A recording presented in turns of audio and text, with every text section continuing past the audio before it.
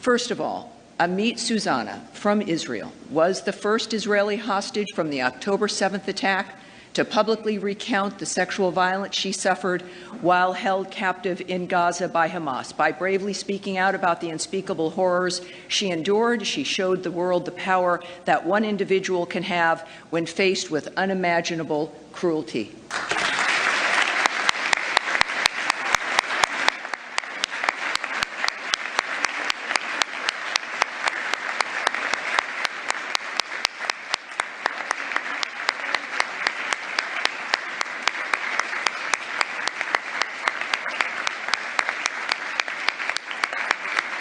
On 7th October 2023, Amit Soussana was abducted from her home by Hamas.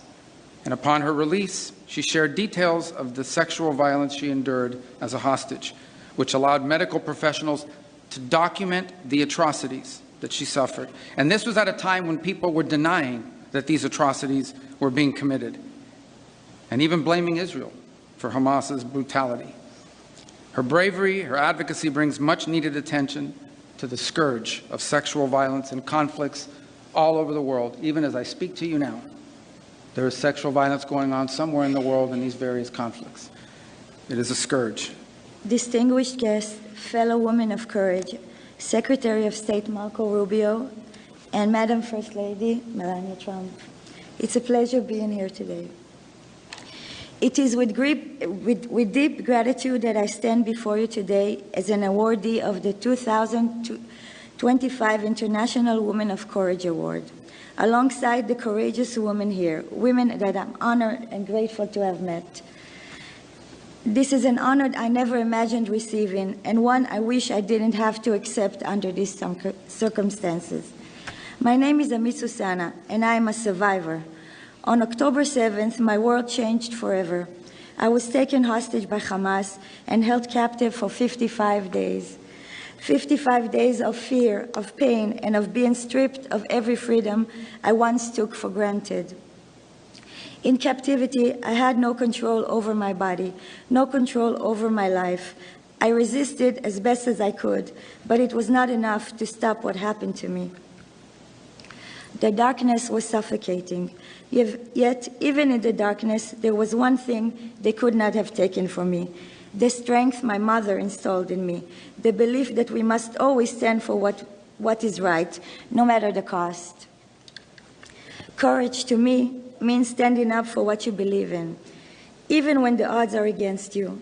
It means staying true to your values, choosing hope when despair threatens to take over, and choosing love when confronted with hate. It is an incredible honor to stand before you today, but it is also a deeply painful moment. While I am here, my friends remain in the darkness. 543 long days and nights. They are still suffering, still waiting, still hoping. Their voices remain unheard, so I will speak for them. We cannot move forward until they are free. I vowed that if I would survive, I would never be silent. I would speak not just for myself, but for every woman who had been silenced. When I first told my story, I only wanted to raise awareness about the horrors of captivity and the terror of October 7th. But my story became part of a much bigger conversation, one about sexual violence, about war, and about the unimaginable strength of women in the face of brutality. Women from all over the world reach out to me, sharing their own stories, their own pain. Their suffering is real, their wounds are deep, and yet they endure, because that is what we as women do. Today, I understand the true meaning of freedom in a way that I never did before, not as something to be taken for granted, but as something fragile and scarce. To simply step outside and look at the sky, to see the moon and the stars, to breathe, to choose one's own path. These are privileges I will never again overlook. In Israel, we're about to celebrate Passover, the story of liberation, of breaking free from bondage. But this will be the second Passover that the hostages remain in captivity. And across the world, Christians will celebrate Easter, a time of renewal and hope. But For too many families, there is no renewal, only waiting, only longing. They fear for what their loved ones are enduring and whether they will ever get to see them again. I accept this award not for myself, but in the name of all the brave women of Israel, the women who endure, who led, who refuse to break. Women are stronger. We are the stronger gender, not because we do not feel pain, but because we rise from it, because we fight, not just for ourselves, but for those who cannot fight for themselves. Sorry? 1 minute.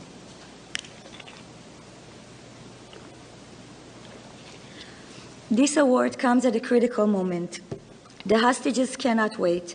Every single day that passes is another day of unimaginable suffering. With every passing moment, their pain deepens, their hope fades, and their chances of survival diminish. I call on the world to act, to bring them home now, not tomorrow, not next week, now.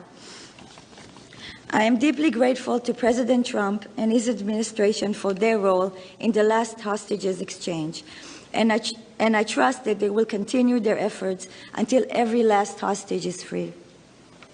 The International Woman of Courage Award is more than an honor. It is a responsibility. It is a reminder that courage is not just about standing strong. It is about standing together. It is about fighting for those who cannot fight for themselves. It is about choosing justice over silence, action over fear. I want to express my deepest gratitude to the U.S. Secretary of State for its dedication to the International Woman of Courage Award.